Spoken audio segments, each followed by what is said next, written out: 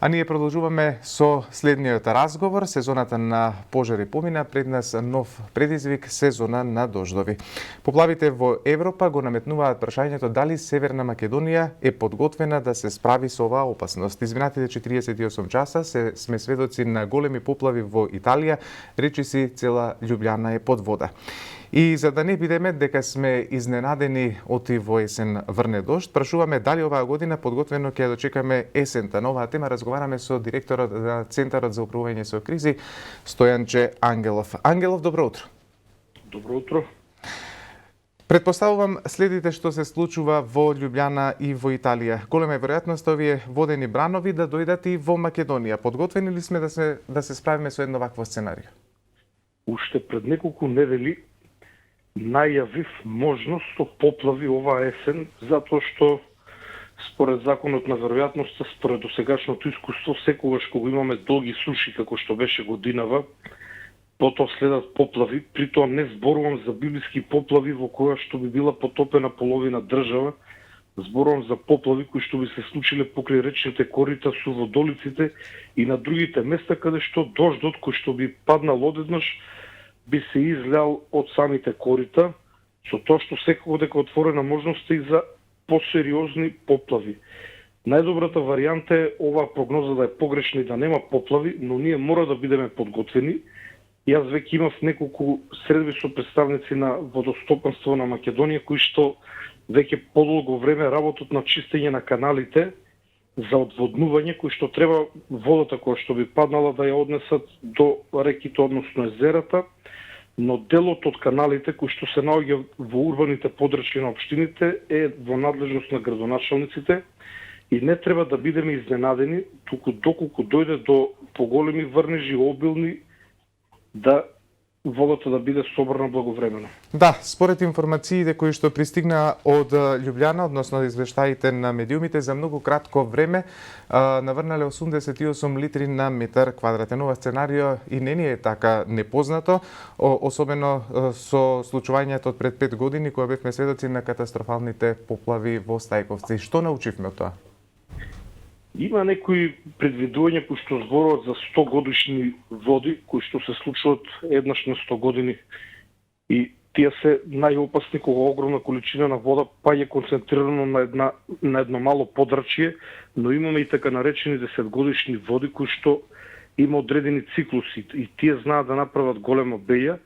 Ние во овој момент не можеме да дадеме таква прогноза, но како и да е, како држава треба да бидеме подготвени за овие поплави. Пред известно време дадовте предупредување до градските власти да се подготват за престојната сезона. Сепак, само по неколку дена од вашето предупредување, при првиот пообилен дожд, видовме реки по улиците на Велес. Колку градските власти ве послушаа? Јас ќе се вратам неколку месеци наназад, кога некаде околу 1,5 месец пред пожарите, исто така јавно на пресконференција ги предупредив градоначалниците, односно целокупната локална власт, дека постои можност од големи пожари, а дека нашите капацитети како држава се скромни, дека имаме само неколку функционални хеликоптери, авионите не се во функција, при тоа некои градоначалници сепак се надеваат дека доколку дојде до пожари, работата ќе ја завршат хеликоптерите, но подоцна на терен се надовме во многу несакана ситуација. Затоа сега се надевам дека ќе бидам посериозно сватен, значи јас ово го зборувам како директор на Центарот за управување со кризи, каде што сепак ние користиме одредени методи кои што ни дават за право да веруваме во она за кое што предупредуваме. Овој пат сметам дека состојбата е посериозно сватена и дека како држава ќе одговориме поуспешно на евентуален бран од поплави. Од каде до вас стига првиот аларм дека се подготвува големо невреме и какви активности преземате во тој случај? Хидрометеоролошкиот завод е тој кој што најавува, но тука веќе е доцна. Ако вие ден или два дена однапред знаете дека ќе дојде до голем дожд, реално тешко може нешто да се направи за ден или два. Јас ќе повторам дека водостопанство на Македонија веќе со недели и подолго тие континуирано работат, но последните неколку недели забрзано работат на доразчистување на каналите кои што служат за одводнување. Покрај поплави, обилните дождови се и причина за голем број на свлечишта, кои што секако се исто така голем проблем. Летово бевме сведоци на опустошување на огромни површини на шума во земјава, мислам на пожарите, секако тука и дивата сеча. Кои области се најизложени на оваа појава? Отприлики граѓаните ги знаат местата каде што има свлечишта. Ние како Центар за управување со кризи изготвуваме една процена која што ги опфаќа сите места кои што се потенцијални свлечишта. Имаме утврдено места кои што би биле и свлечишта од поголеми размери, но и оние мали свлечишта покрај патиштата кои што знаат да бидат опасни за луѓето кои што возат по одредени патни правци. И не би можел вака да ги набројам од памет. Се работи за малку посериозна студија.